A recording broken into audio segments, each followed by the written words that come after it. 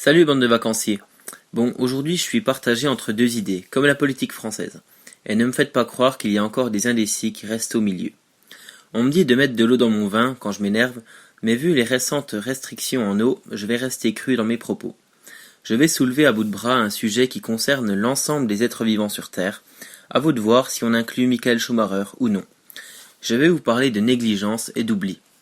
Aujourd'hui, je jette une bouteille à la mer, mais attention, une bouteille biodégradable et avec un vrai message à l'intérieur, qui est « Pourquoi oublie-t-on si vite les catastrophes ?» Alors ma prof de français nous disait toujours d'expliquer les mots-clés de nos réflexions, et je vais commencer par là. Alors le mot catastrophe vient du grec, qui est économiquement logique, si on regarde les crises successives au pays de la Feta et de Nikos Aliagas. De ce terme émanent les mots renversement et bouleversement. Alors pourquoi tant d'oubli? Pourquoi passe-t-on si vite à autre chose? Moi, je me pose la question parce que quand on m'annonce une fusillade en Syrie, quand on m'annonce que mes comptes en banque sont à sec ou encore un ouragan en Caroline du Nord, ça m'interpelle, mais si 5 minutes après c'est l'heure de manger, mes préoccupations ne sont plus les mêmes. Il y a 2 semaines, pas plus, un long épisode de canicule se terminait en France métropolitaine. Pendant cette période insoutenable, la canicule m'empêchait de dormir, moralement et physiquement. Je me suis mis à réaliser les scénarios futurs qu'il faut anticiper, comme l'épuisement des ressources pétrolières et les catastrophes naturelles déjà en cours. Durant les 2 semaines de canicule, j'étais vraiment déterminé à trouver des solutions pour continuer à vivre.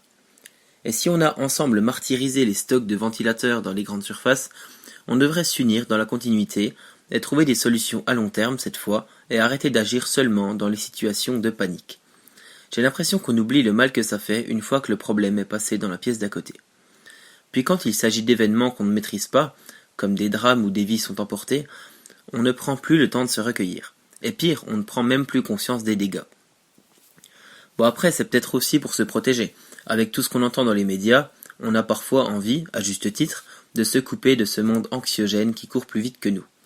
Alors ça fait du bien, mais je traduis ça parfois comme de la lâcheté. Waouh, t'es engagé maintenant, mais il est jamais trop tard pour bien faire, sauf quand on enlève ses œufs trop tard de la casserole. Je vois parfois ça comme de la lâcheté de ne pas gérer ses problèmes, même si tu as le droit à un temps de répit. Mais c'est comme au boulot, tu as le droit de prendre des vacances, mais quand tu rentres de ton camping en Ardèche, tu t'occupes des dossiers qui sont sur ton bureau, c'est la règle.